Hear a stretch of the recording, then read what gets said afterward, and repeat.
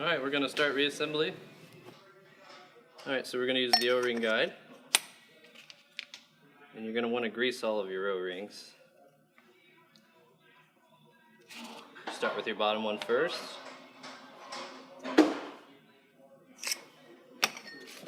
Now you need to turn your shaft over. They restocked this to shelf and pulse it, and turn around and send it to me. You want to use your snap ring pliers. And your snap rings do have a rounded edge and a flat edge. You want your flat edge up here. Sit against this spacer. And then bearing with grease. Your output gear. Another spacer. And then on this snap ring, flat side down.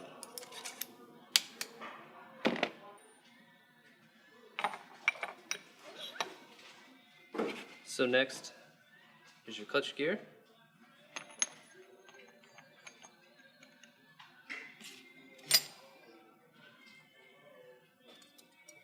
Spring. Now you take your piston and your piston O-ring. It needs grease. Put these two together. Doesn't take much force.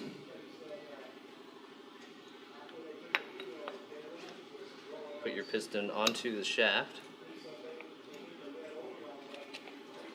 Once again, there's a flat side and a rounded side to each snap ring. So you want your flat side down towards the piston. So once your last snap ring is in place, the splines on this piston need to line up with this clutch gear before you press the subassembly together. So you get those lined up.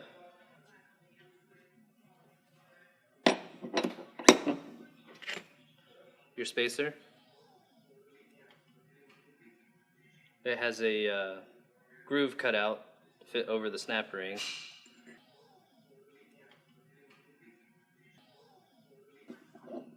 So you need a guide to press down the snap ring and see how this is lined up. It gets together. So now check to see that your snap ring has snapped in place fully, and it will not snap in place fully if you do not have these lined up.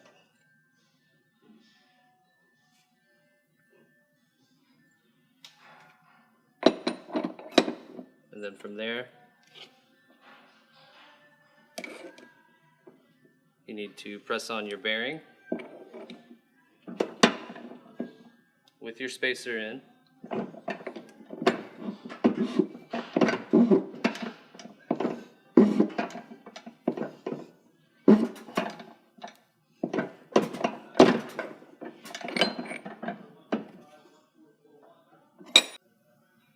So your seal, you're going to want this ring up,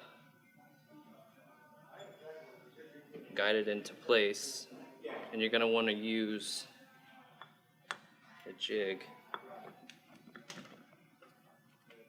You're going to want this seal to be below this ring on the rear cover. This is for the snap ring. You take your snap ring. You're going to want to start with one end while depressing, and then let it go. It's in place. If it does not have this space, this seal is not low enough and is not completely in the rear cover. So now you're going to want to take your bearing and you want to gently guide it into place.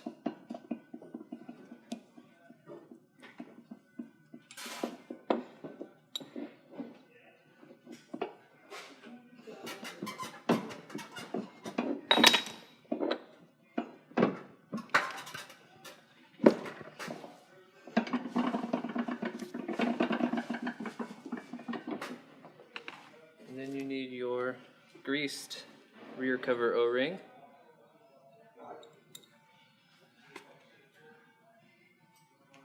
There you go. Make sure to put all your plugs back in. So now you want to take the sub-assembly, this side into the bearing and the rear cover, and you want to press these together.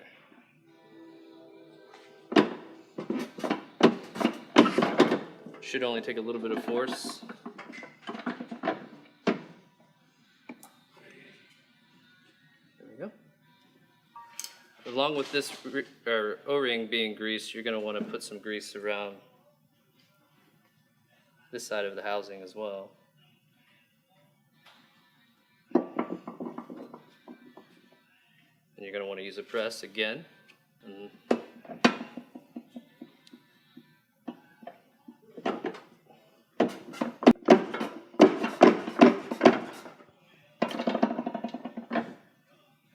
Press the sub-assembly into the housing. So with reassembly, you're going to want to Loctite each and every bolt that you are reusing.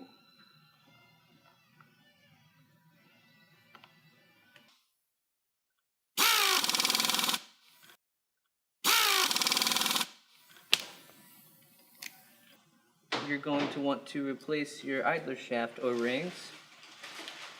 So just remove those. We'll put new ones in.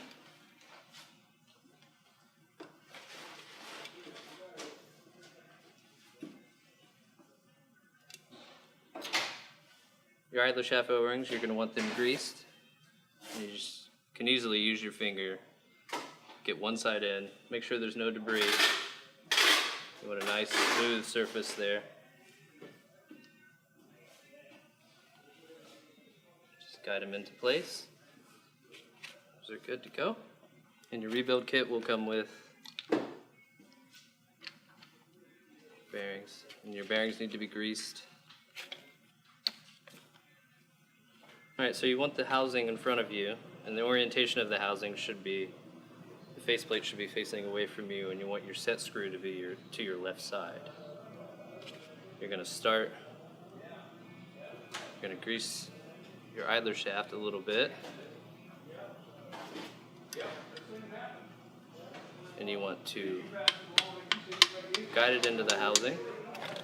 Make sure your set screw is positioned up this way. Bring it back just a little bit. And you're going to want to use your shim. And a little grease on the side of the shim goes a long way in keeping it there.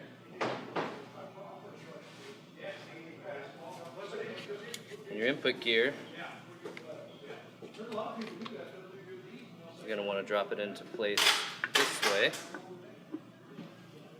And I like to use my middle finger to kind of hold it in place and start to push this idler shaft through.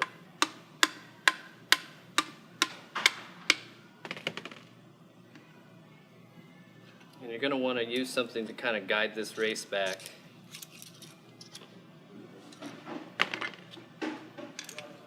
It could be a number of things, just to keep it straight and back so you can use your final shim to kind of get in there.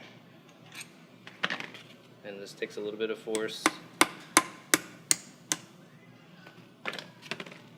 And you don't want to be able to pull it back out. And then gently start it. And then you continue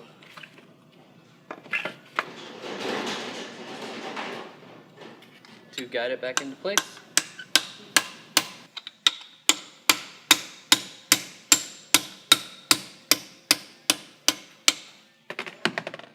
And that shim should be nice and centered so you can continue to push your idler shaft all the way through to where you can now place your set screw. Apply Loctite. Remember, to all set screws and bolts that you are reusing.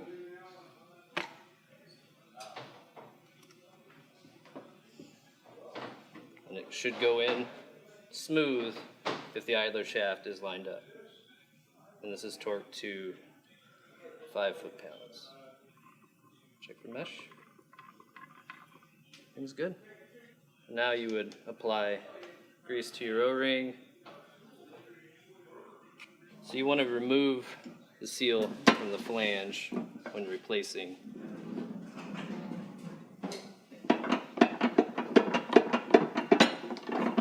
And now you're just going to want to use something flat to press the new seal back in. You just want this seal flush.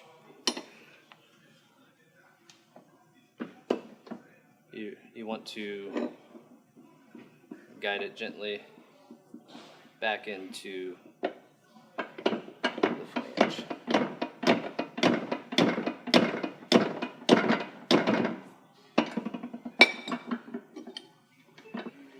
So with your O-ring applied, you want to put the flange back on. And once again, when reusing any bolts, you want to apply Loctite.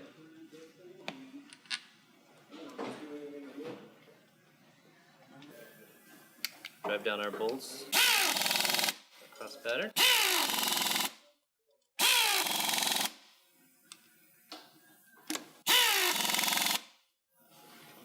You want to put on your flange here. Should gently guide down on the splines. Washer, you want your washer flat side down.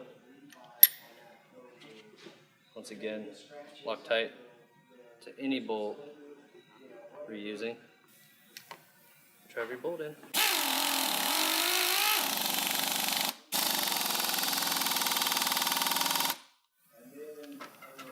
And that should not rock.